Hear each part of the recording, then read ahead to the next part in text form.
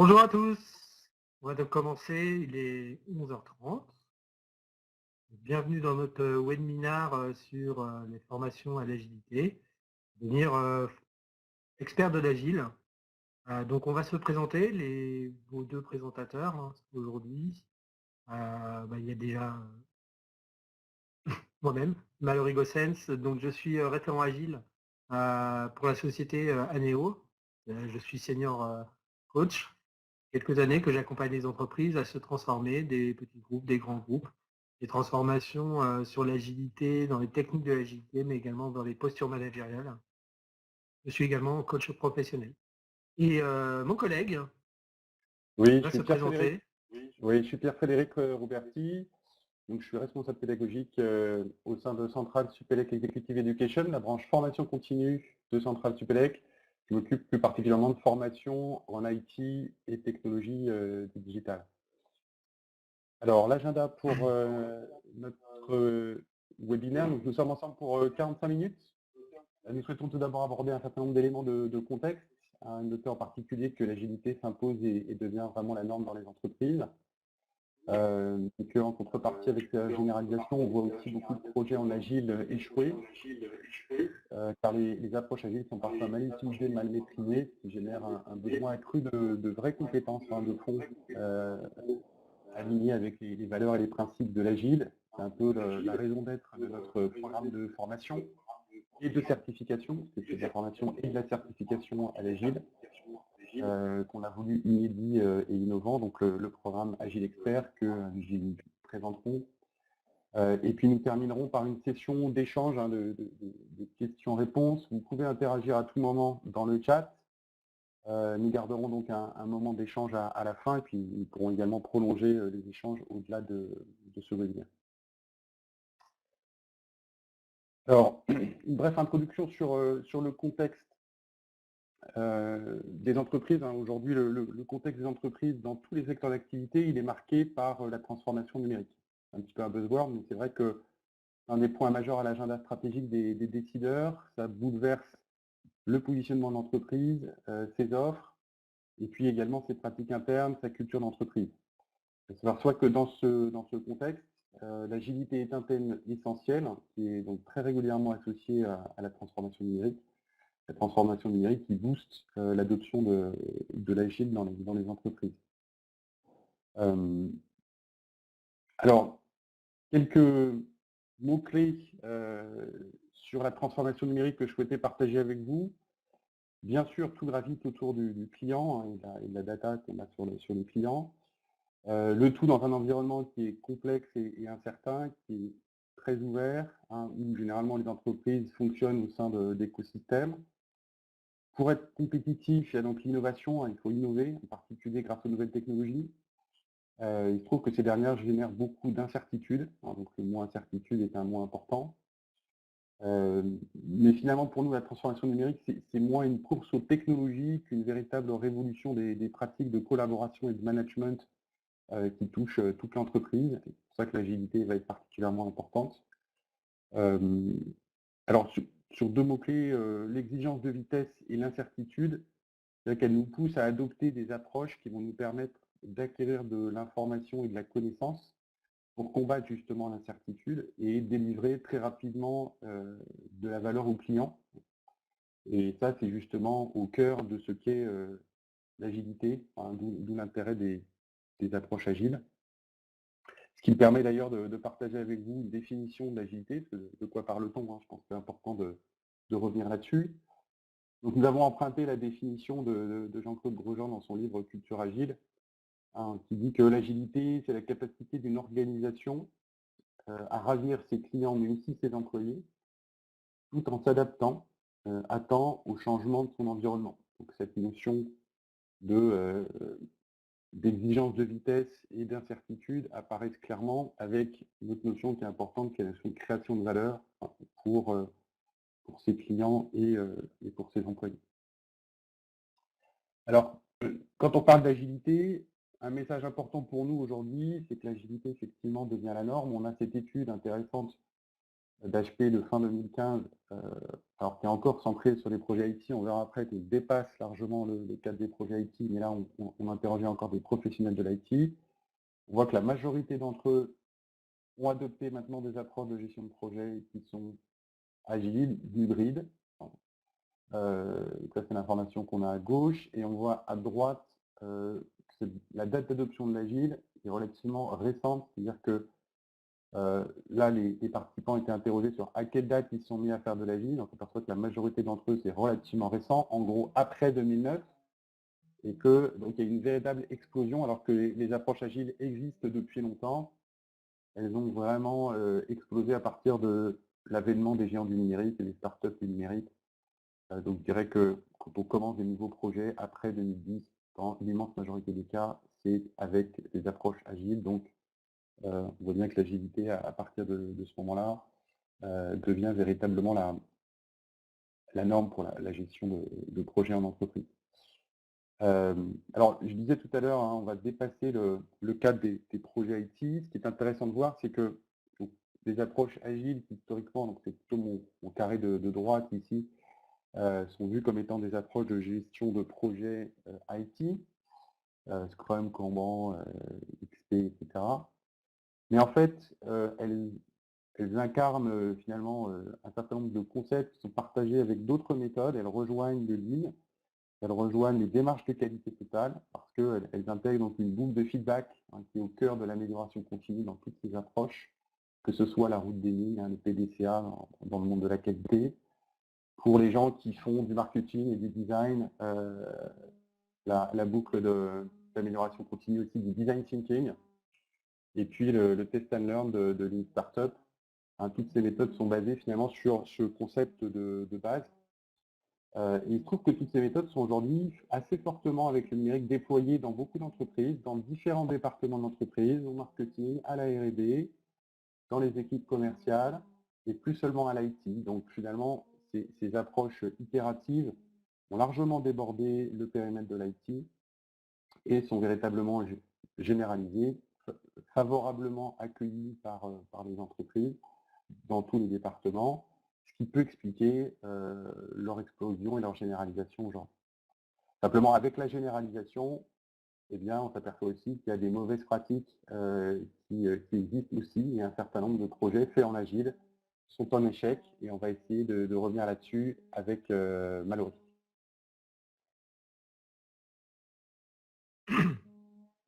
Alors effectivement, beaucoup d'entreprises se sont mis à l'agilité et on pensait que ça allait être la panacée puisque l'agilité promet beaucoup de choses, une meilleure flexibilité, un meilleur delivery, un meilleur fit to business.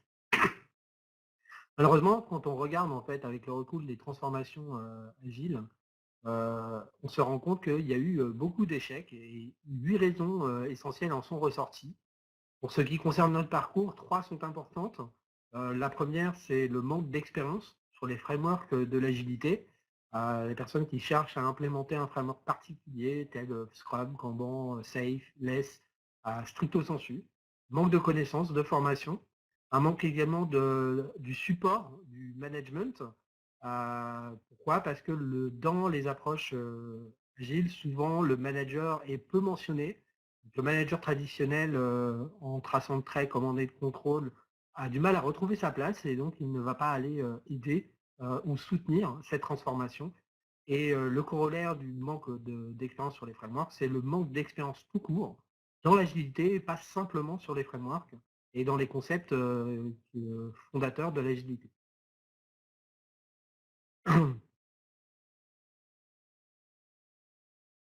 Donc, aujourd'hui, l'agilité, on peut se poser la question, qu'est-ce que l'agilité? L'agilité a été définie par un manifeste.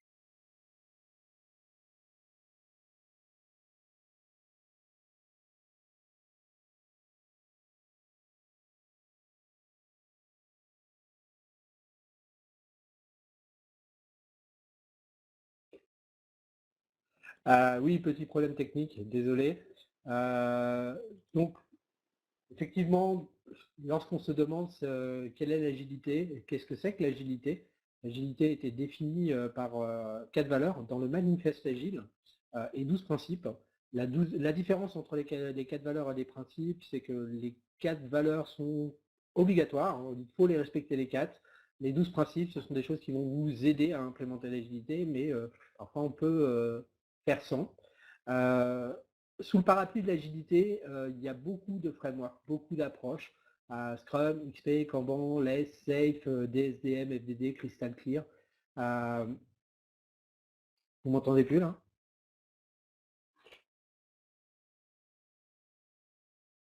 Si, c'est bon, vas-y. C'est bon. Parce que je voyais quelqu'un qui avait écrit, je ne m'entend plus. Donc, sous l'ombrelle de l'agilité, il y a beaucoup de frameworks, beaucoup d'approches. Et il faut se dire que ces frameworks, ce sont des frameworks et pas des méthodes, première chose. La grosse différence entre méthode et framework que nous faisons, c'est qu'une méthode, il y a juste à suivre de A à B jusqu'à C pour pouvoir réussir.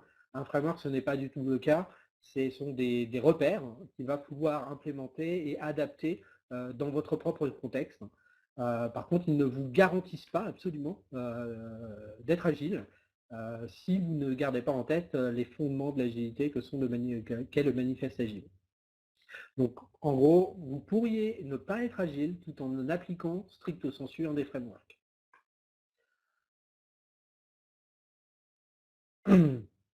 Donc, ça veut dire quoi?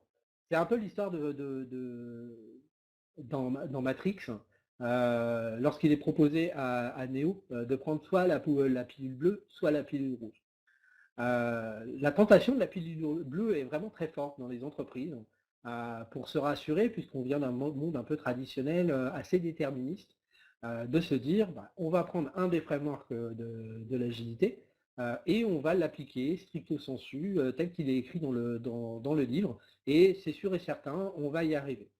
Ça, c'est l'équivalent de la pilule bleue dans Matrix. Et je prends la certitude, je prends le fait de me rassurer sur mon avenir. Malheureusement, ça ne se passe pas tout le temps comme ça, puisque, comme on l'a évoqué précédemment, un framework doit s'adapter au contexte. Et ça ne peut se faire que par le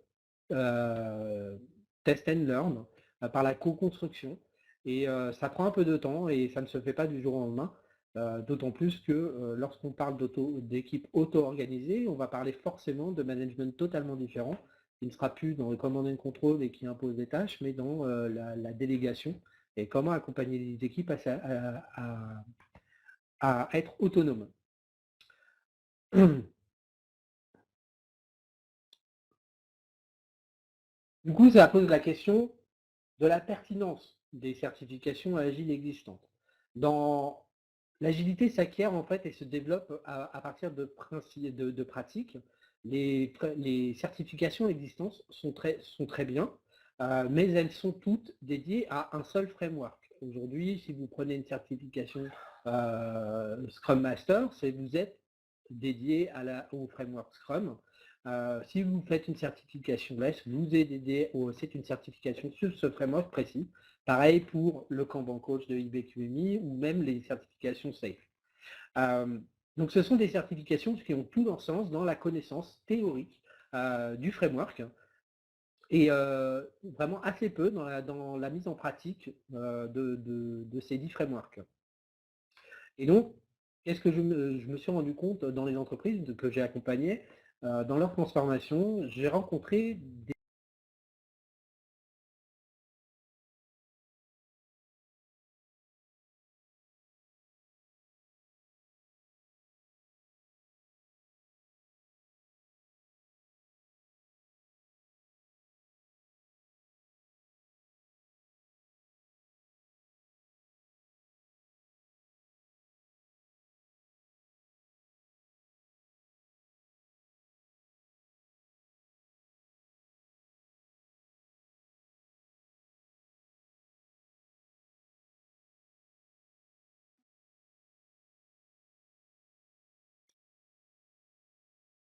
voilà, le retour.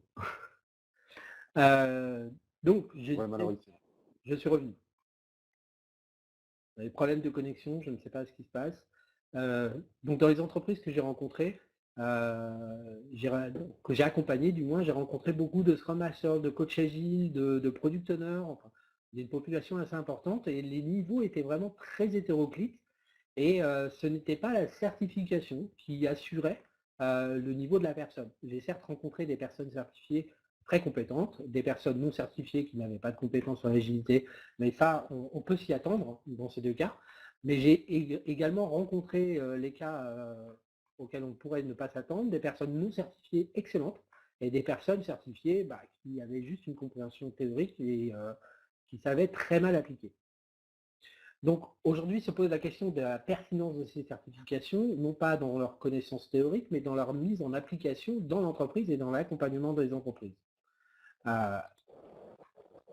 Et du coup, c'est de là que nous est venue l'idée de créer une vraie certification qui garantisse à la fois une connaissance théorique, non pas d'un seul framework, mais de beaucoup de frameworks, et également qui certifie également une mise en application et une qualité de cette application, avec également une prise de recul, à la fois sur la théorie et à la fois sur la mise en pratique.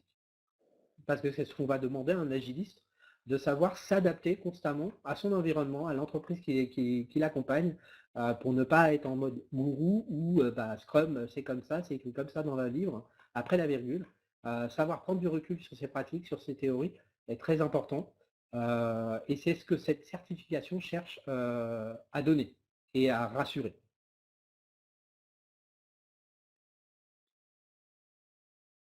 Donc, à qui s'adresse cette formation? De base, on va dire que cette formation est un peu ouverte à tout le monde qui ne connaît pas l'agilité. On va seulement demander peut-être un minimum d'expérience et de connaissances sur la gestion de projets traditionnels. Sinon, il sera un peu compliqué de comprendre d'où vient l'agilité et pourquoi elle est née. On s'adresse également à des professionnels souhaitant intégrer le monde de l'agilité, soit dans ses activités de projet ou opérationnelles, voire même peut-être devenir consultant agile. Donc on s'adresse du débutant au plus expérimenté, membre d'équipe, manager, coach, consultant, product owner, tout dépend de votre niveau, mais on cherche à atteindre tous les niveaux qui seraient intéressés.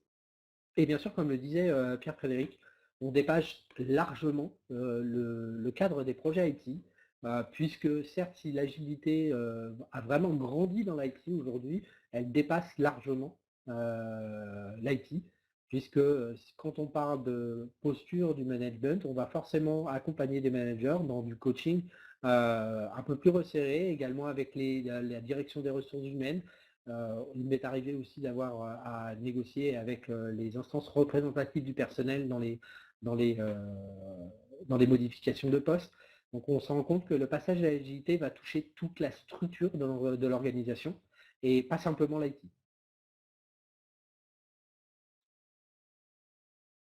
Donc, comment a été structurée la formation, le cursus de formation? On a repris quelque chose qui existe beaucoup qui existe dans le monde de l'agilité, c'est le concept de chou à ri, qui sont 3 étapes d'évolution.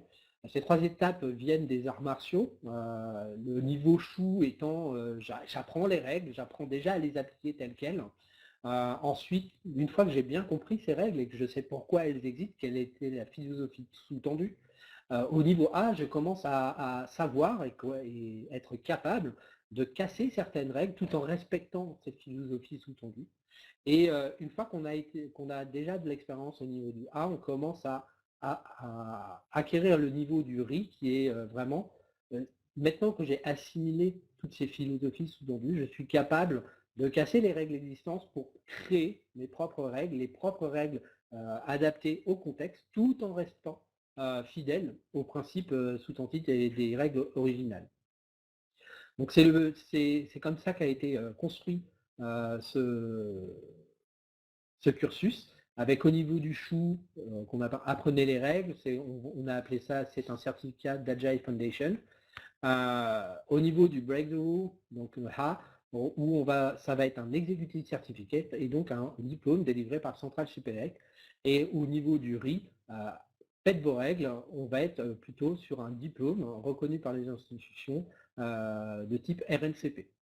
Donc aujourd'hui, le titre RNCP n'est pas déposé encore, il est en cours de dépôt, donc on est dans les formalités administratives pour la déclaration. Donc au niveau du chou, l'idée du programme, respecter, savoir appliquer les principes de l'agilité, comprendre, pratiquer les rôles, les cérémonies, les livrables, les approches Scrum et Kanban, qui sont les fondamentaux de quasiment tous les frameworks que vous pourrez rencontrer par la suite, les frameworks d'agilité à l'échelle entre autres.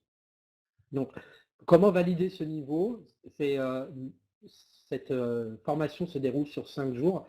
La validation de ce niveau est purement un niveau théorique où on va demander la validation de la théorie de Scrum via une certification scrum.org, la validation de la théorie de Kanban via une certification Kanban IBQMI et également la certification Centrale Supélec qui va demander la bonne compréhension de la culture de l'agilité et de l'état d'esprit de l'agilité. Donc, toutes nos informations sont données dans un mode un peu fun. Le formateur ne donne pas la formation en mode descendant. C'est beaucoup basé sur des serious games et de l'apprentissage en paire pour pouvoir évoluer. Au niveau du A, vous avez deux executive certificates qui sont dédiés à ce qu'on va appeler l'agilité d'équipe. Donc en fonction de vos appétences, vous pourriez vous diriger vers le product management pour définir la vision de produit en fonction des stratégies métiers, des besoins exprimés, utiliser le design thinking ou le lean startup. Ce sont les thèmes qui sont abordés au cours dans ce cursus de product management. Et où vous pouvez choisir un cursus de facilitation. Là, vous allez être plus dans l'animation des équipes agiles, comment en fait bien protéger et également transmettre l'esprit de l'agilité. Et ces deux cursus sont validés chacun par un executive certificate. Donc vous aurez une première étape avec un examen écrit pour valider la théorie, mais ensuite vous devrez mettre en pratique pendant minimum 3 mois pour chaque filière, product management et facilitation, pour nous faire une soutenance par la suite de votre mise en application qui sera jugée par un jury. Vous avez également au niveau du A, donc une deuxième branche qui est axée sur l'agilité d'entreprise. Là, on va aller adresser la posture du manager agile, comprendre pour que les managers puissent comprendre d'où vient cette transformation, ce changement d'adaptation du management et comment l'appliquer dans leur quotidien. Leur donner des techniques également de délégation pour pouvoir accompagner leurs équipes et également puisque le management se base et se centre sur l'humain, leur donner les clés de la compréhension du fonctionnement de leurs collaborateurs. Un autre parcours, c'est l'agilité à l'échelle, où là on va vraiment aller adresser comment je fais de l'agilité au niveau de plusieurs équipes, beaucoup d'équipes, voire même de l'entreprise. Et donc là, on va aller étudier plusieurs frameworks d'agilité à l'échelle, puisqu'on ne cherche pas non plus à ce que les personnes soient mariées à un seul de ces frameworks, puisque c'est de la compréhension de plusieurs que peut ressortir un recul réel pour pouvoir construire sa propre solution. Donc, tout comme le niveau précédent, la validation se fait par un examen écrit sur la théorie et une mise en application de minimum 3 mois sur le parcours qui a été décidé. À préciser que pour l'agilité à l'échelle, un des frameworks à aborder, c'est le framework SAFe, et vous serez également certifié sur ce framework de manière officielle.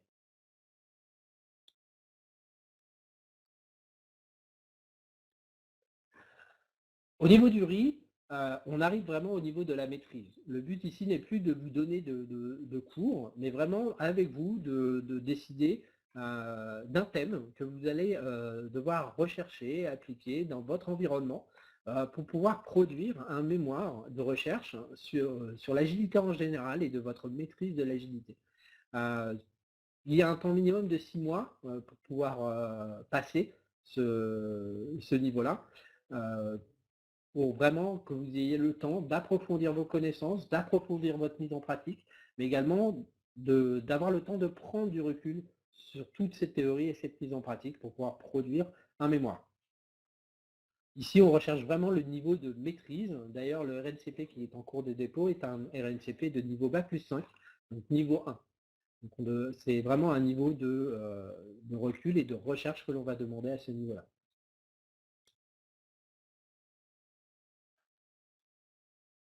Au niveau des tarifs, alors il y a différentes possibilités.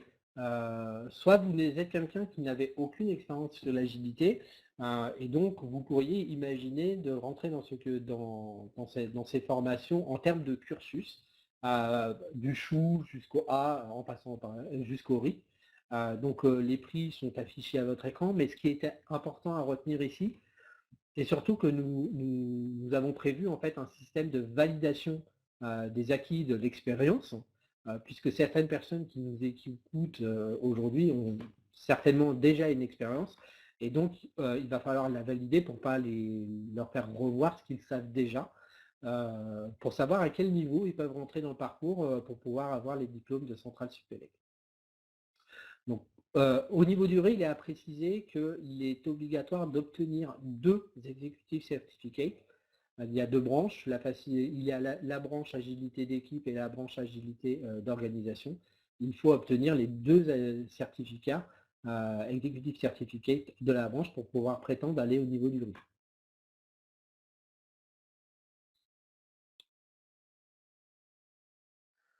Alors, pourquoi vous pourriez choisir cette formation? La première chose, c'est que tout a été construit avec les observations faites du terrain. J'ai aujourd'hui un peu plus de 15 ans de mise en pratique de l'agilité dans beaucoup d'entreprises. Et tout ce qui va ressortir de ces formations vient du terrain, tout à la fois de la théorie. Vous bénéficierez de l'excellence pédagogique de Centrale Supélec qui n'est plus à démontrer, c'est une grande école française. Toutes les formations sont basées sur l'expérimentation, les jeux, pour pouvoir mieux appréhender la théorie et avoir un meilleur taux de rétention.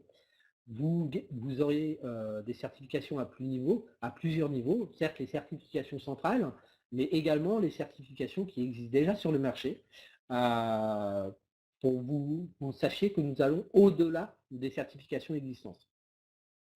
Donc aujourd'hui, il n'y a aucune certification de ces niveaux sur le marché, aucune certification qui englobe toutes les autres, qui va plus loin que les frameworks, et qui cherchent à avoir vraiment une expérience et un recul sur ces pratiques et théories. Également, vous pouvez valoriser votre expérience pour ne pas commencer du début et à intégrer le parcours en fonction de votre expérience.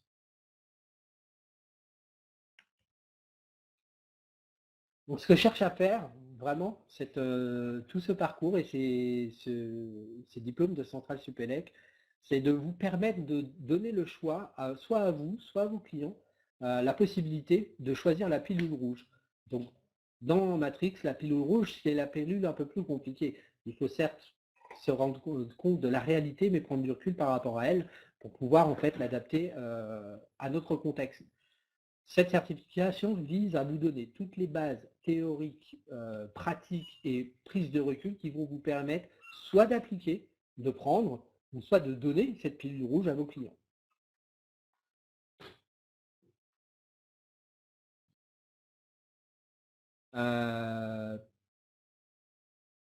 Pierre-Frédéric, on a perdu Pierre-Frédéric, dommage.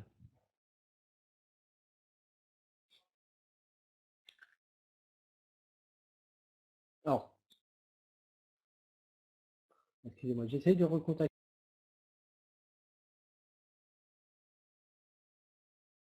Je suis en ligne. D'accord.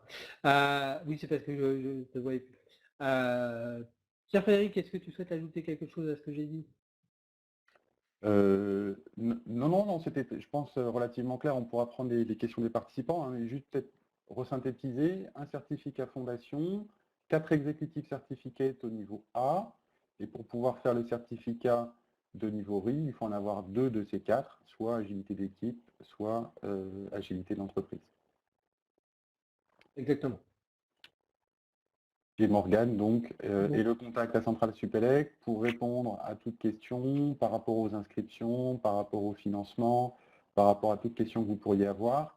Je voudrais simplement préciser que, en particulier pour les personnes qui demanderaient une dispense de certains modules, donc invoquer le mécanisme de VAE, on va vous demander à l'inscription un CV et une lettre de motivation pour expliquer un petit peu votre projet. Éventuellement, vous proposer un entretien téléphonique pour qualifier votre demande.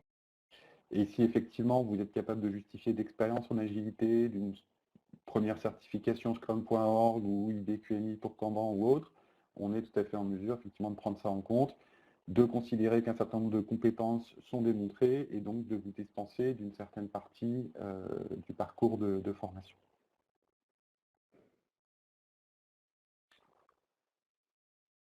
Voilà, je pense qu'on a terminé pour cette première partie et qu'il nous reste maintenant un petit peu de temps pour répondre à vos différentes questions. Donc par l'intermédiaire du chat, vous pouvez remonter des questions. Donc on va les prendre dans l'ordre. Alors, au niveau de la planification, on a des sessions qui sont planifiées régulièrement, hein, donc en fonction du parcours que vous choisissez de faire. Si vous faites un parcours complet, ça va s'étaler sur plusieurs mois, sachant qu'en plus, entre les certificats, il y a une expérience terrain exigée. Mallory, tu peux peut-être dire sur un fondation, sur combien de temps ça s'étale? Tu fais tous les jours consécutivement ou tu vas l'étaler? Oui, ce sont 5 jours. Ah, on est d'accord? Ce sont 5 jours consécutifs. Donc un jour dédié vraiment à l'initiation de l'agilité qui est centré sur l'état d'esprit, l'historique de l'agilité essentiellement vraiment la culture agile.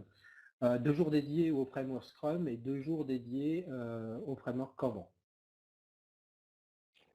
Très bien. On a une question sur la conduite du changement. Tu la vois, Mallory?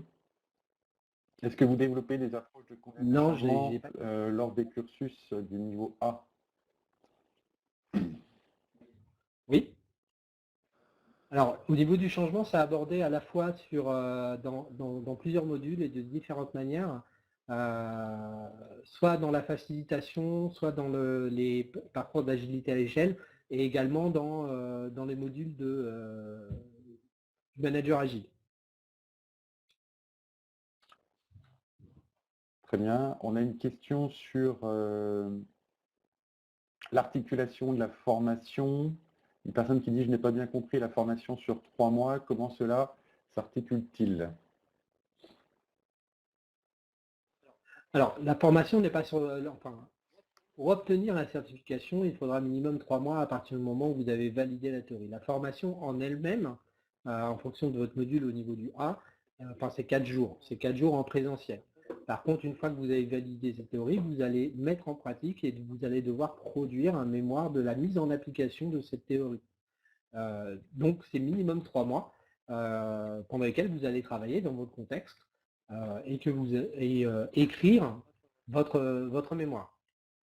Et vous allez ensuite, minimum après 3 mois, présenter cette étude de cas, ce mémoire devant un jury pour valider votre mise en application et pouvoir valider l'executive certificate.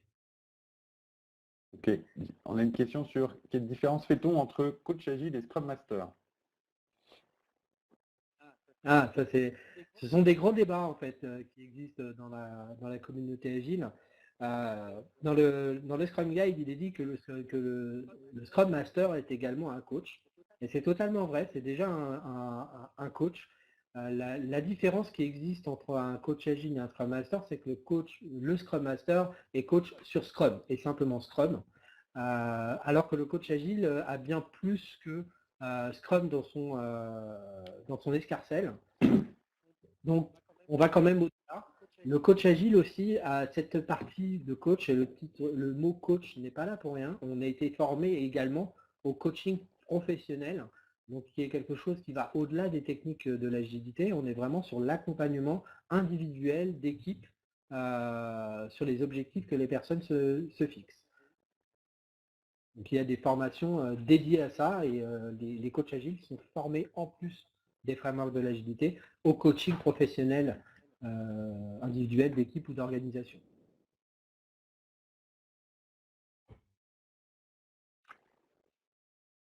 Alors, qu'est-ce qu'on a d'autre comme question? Une question de Alain. Cette formation ne s'applique uniquement qu'à des professionnels en poste. C'est-à-dire, est-ce que des gens qui sont déjà en statut de faire des projets en agilité, je suppose que c'est ça la question. Donc le point. Alors, ça dépend de la filière qui est choisie, mais puisqu'on a établi que l'agilité peut dépasser le cadre de l'IT, il peut être intéressant de mettre en pratique ce qui a été appris dans votre contexte, quel qu'il soit. Que ce soit Scrum, que ce soit Kanban, ou la posture du manager agile n'est pas forcément dédiée à l'agilité en soi-même. De mettre un framework d'agilité à l'échelle, on ne parle pas forcément de développement de logiciels.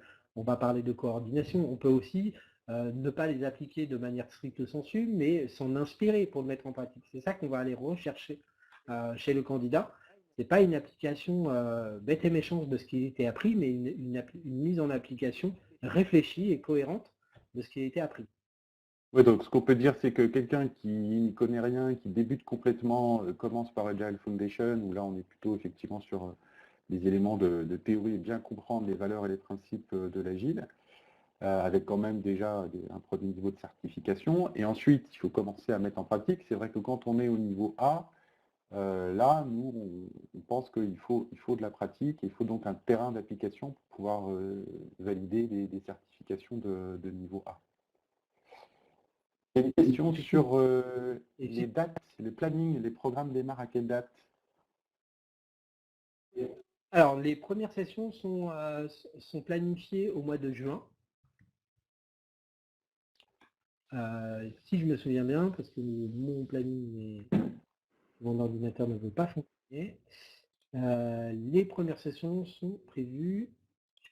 Je m'en deuxième.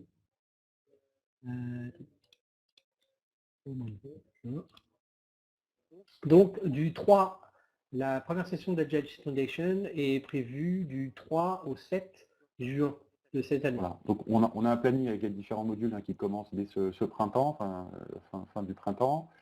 Je pense qu'en contactant Morgane Jaunet, dont on a mis les coordonnées, il y a moyen de récupérer tous les plannings et de voir un petit peu les places disponibles sur les différents modules. Exactement. Et pour le management, la première session est prévue pour le 8 juillet. Très bien. 8 au 11. On a une question d'une personne qui demande est-ce que ce programme pourrait être adapté pour une personne en reconversion. Donc là, je suppose que Ce programme, la difficulté sera d'aller valider le côté pratique et non pas théorique.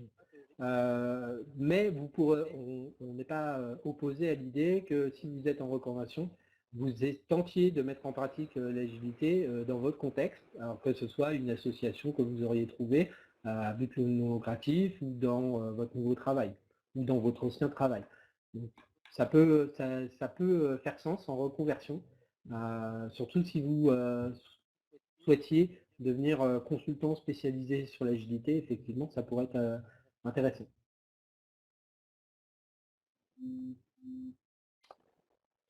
Alors, on a une question sur est-ce qu'on aborde le rôle du proxy product owner? Ah, le rôle du proxy product owner, en fait. C'est un rôle qui, à la base, n'existe pas dans Scrum. C'est un nom qui est apparu par la pratique, puisque le mot proxy product owner n'existe pas dans les frameworks agiles.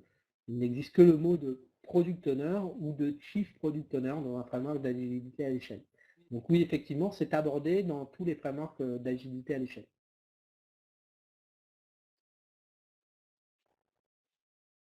Oui, alors après, c'est aussi parfois utilisé quand on n'arrive pas à avoir un vrai product owner, et donc c'est pas bon signe. Mais Exactement. Effectivement, c'est un peu un contournement qu'ont adopté certaines entreprises qui font de l'agile, mais qui ne sont pas encore complètement débarrassés de leur mindset d'avant. Hein, tout comme on continue d'avoir des chefs de projet qui pilotent des équipes agiles ou des choses comme ça. Donc voilà, bien sûr, on va en parler, pas forcément comme étant une très bonne pratique. Ça fait partie des pratiques qui sont utilisées dans certaines entreprises et à bien repositionner par rapport aux principes de base de l'agile pour ne pas tomber dans les pièges classiques qu'on peut rencontrer quand on vient d'une approche waterfall et qu'on va vers de l'agile.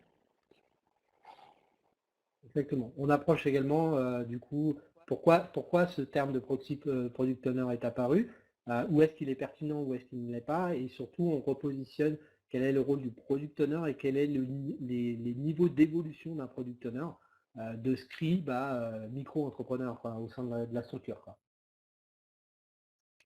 Alors, on a une question d'une personne qui demande s'il faut avoir un métier basé sur la gestion de projet ou manager. C'est une personne qui a une expérience longue en assistanat commercial et en assistanat de direction et qui visiblement est intéressée pour aller vers l'agilité. Non, pas du tout. Alors, ça ne limite absolument pas. J'ai déjà vu des personnes mettre l'agilité dans de la communication, dans du secrétariat de direction et utiliser les principes de management agile avec leur propre boss. Donc non, c'est pas du tout limitant, au contraire, ça peut être libérant et facilitant. Ok, ensuite on a une question sur est-ce qu'on fait le lien avec DevOps? Donc effectivement, donc DevOps. Le DevOps. Ouais, juste faire un petit commentaire, je te passe la main après, Mallory.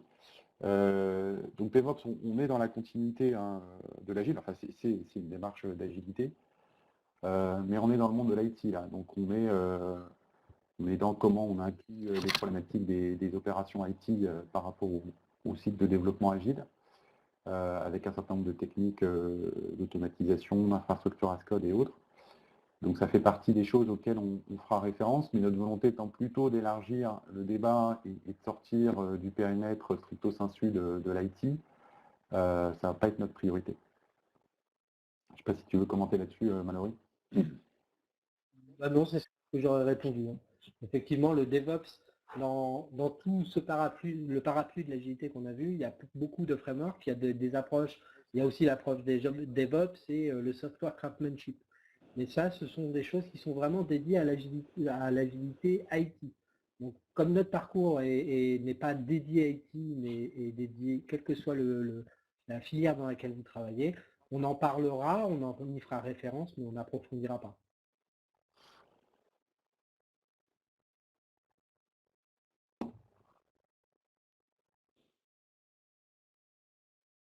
Alors, je vois encore des personnes qui sont en train de taper dans le chat, donc on va prendre encore au moins une question.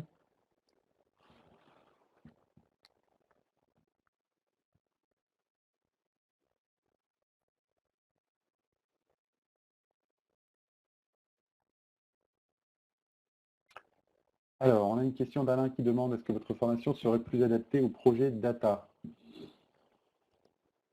Donc, il faudrait qu'on précise un petit peu la question. Est-ce que la question ici, c'est faire des projets de type data science? Est-ce que c'est adapté des approcher avec des approches agiles?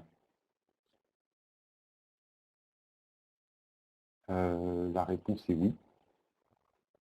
Mais c'est peut-être pas ça la question.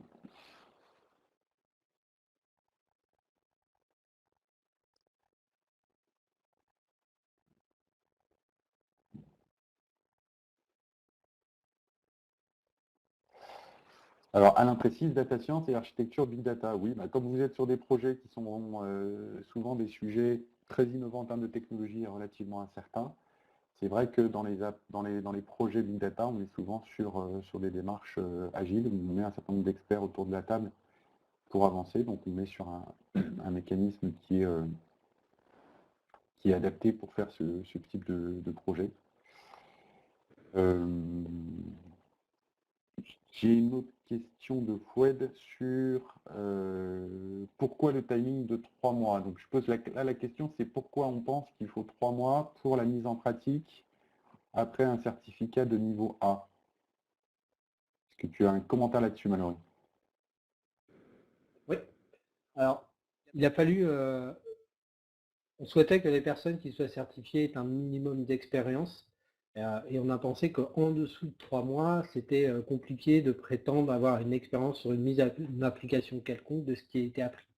Donc c'est pour ça qu'on s'est dit minimum 3 mois, sachant que plus il y a du temps et de mise en application, plus il y a de l'expérience et plus il y a du recul par rapport à ça, et plus la qualité de la personne formée, la qualité des connaissances de la personne formée est importante. Donc c'est pour ça qu'on a mis un minimum de 3 mois. Il fallait un équilibre entre j'ai une vraie expérience terrain et je ne peux pas passer non plus 2 ans en formation. Donc on a mis la barrière à 3 mois. Voilà, parce qu'il y a un complément de questions. Là, si on fait le cours, par exemple, au mois de juin, derrière, il y a la période des vacances. C'est 3 mois minimum, mais ça peut être aussi plus. Donc, on peut organiser un planning adapté en fonction aussi des contraintes des gens.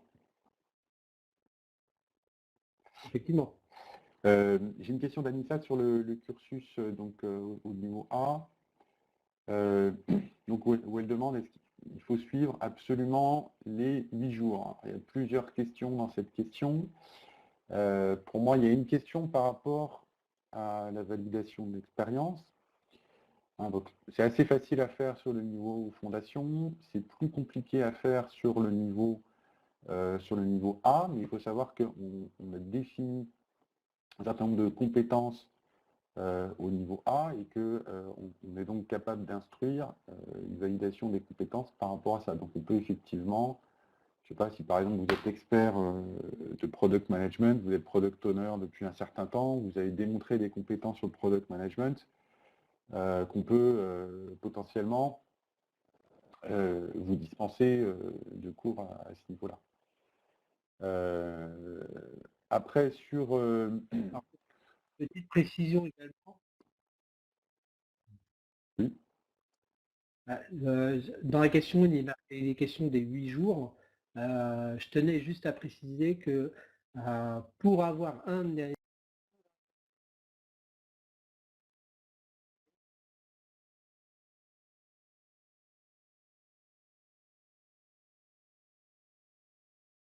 On a perdu Mallory. Mallory, je t'entends pas. Hein.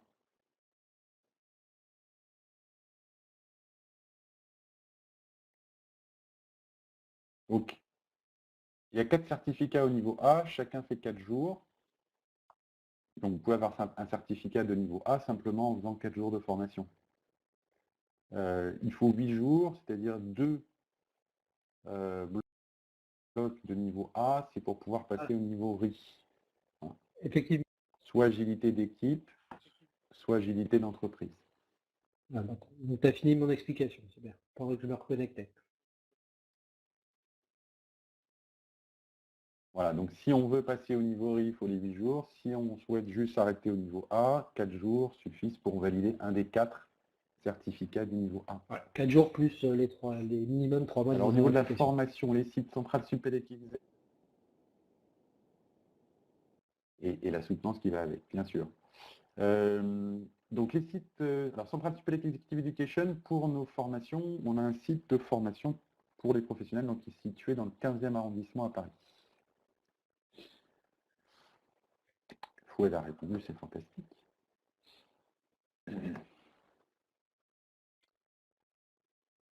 Alors, on va prendre une dernière question.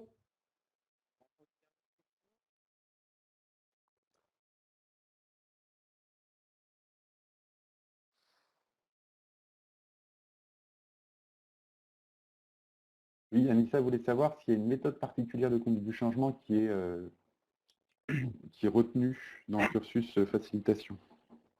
Alors, au niveau du cursus de facilitation, on est plus sur la posture d'un Scrum Master. Donc, sa priorité n'est pas forcément la conduite du changement, mais l'accompagnement des équipes. Maintenant, sur les conduites du changement, il y a beaucoup de théories différentes, dont celle de John Kotter. Donc, on a plutôt tendance à favoriser des approches holistiques.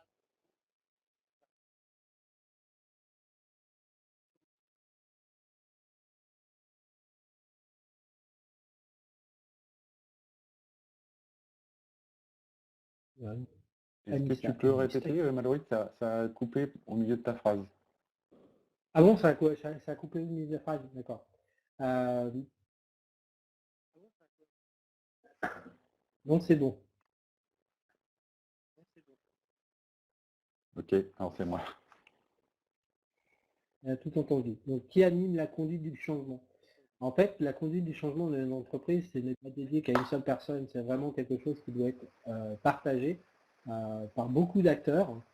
Les impulsions doivent être données surtout par les dirigeants, mais doivent être incarnées par beaucoup de personnes, dont le Scrum Master certes, mais ce n'est pas seulement la seule personne.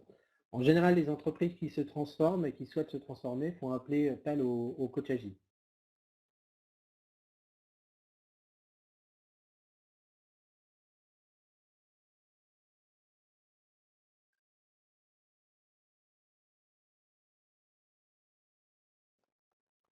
Et le coach agile, oui, dans les premières transformations, mais ça peut être aussi le manager agile et un peu également le Scrum Master. Quels sont les libellés de poste pour devenir coach agile? Je ne comprends pas la question. Parce que pour devenir enfin, les postes qui existent sur le marché du travail, c'est justement le titre, c'est coach agile.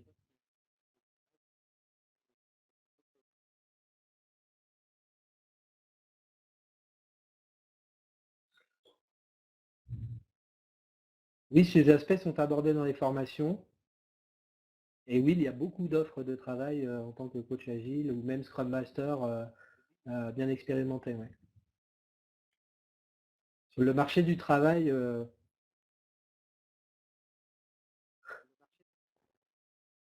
oui, que le coach, ça dépend ce qu'on appelle manager, manager traditionnel et coach, oui, ce sont deux choses complètement différentes qui sont abordées dans les formations sur la posture du management.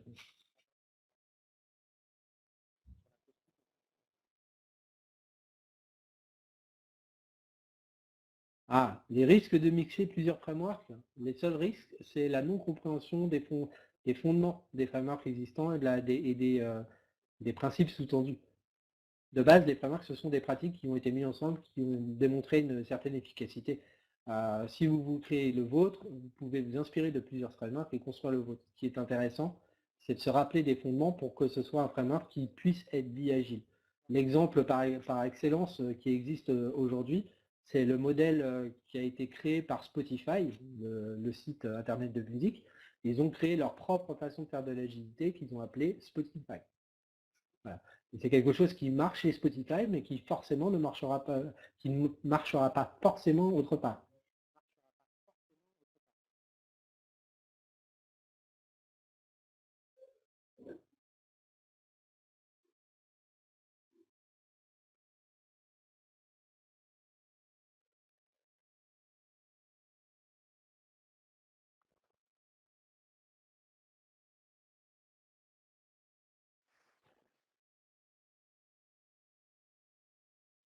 Alors sur le planning, on n'a rien en mai. Oui, c'est un peu compliqué de boucler les inscriptions maintenant pour le mois de mai. Donc effectivement, on a des sessions qui démarrent en juin. C'est ça, Mallory? Oui, c'était très court en fait, sur une période de temps. À Neo, on a développé notre propre framework de transformation des entreprises.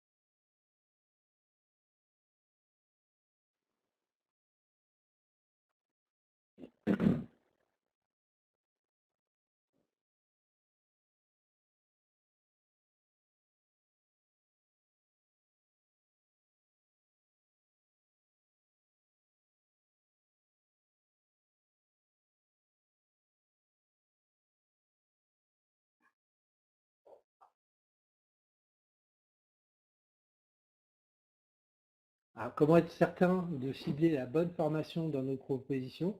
Je vous invite à appeler Morgane pour qu'elle puisse vous orienter en fonction de ce que vous savez faire, ce que vous avez envie d'apprendre, ce que vous avez envie de faire dans votre travail. Et également, elle vous orientera vers moi si besoin.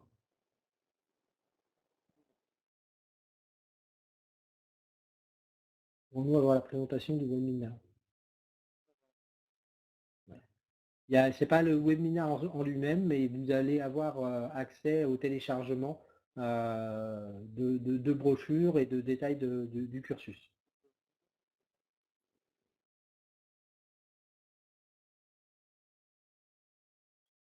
Ah, j'ai pas vu celle-là. Vous l'utilisez pour la construction des cursus de formation. Non, ce n'est pas un framework qui est dédié à la construction d'un produit tel qu'une formation, c'est un framework dédié aux transformations d'entreprises en co-construction avec les entreprises transformées. Ce n'est pas un framework qui est adapté à ce type de produit qu'est la formation. Le framework qui est le plus adapté pour ce type de choses, c'est plutôt Scrum ou Kanban.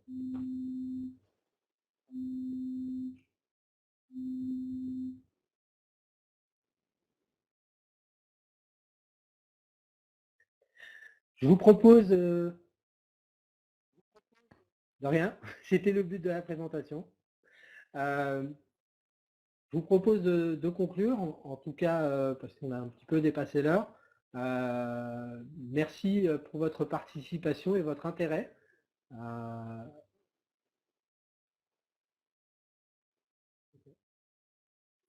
Et donc je vais vous dire au revoir et puis j'espère que vous voir beaucoup en formation et vous inscrire pour qu'on puisse se rencontrer lors des formations. Merci à tous. Au revoir. Au revoir.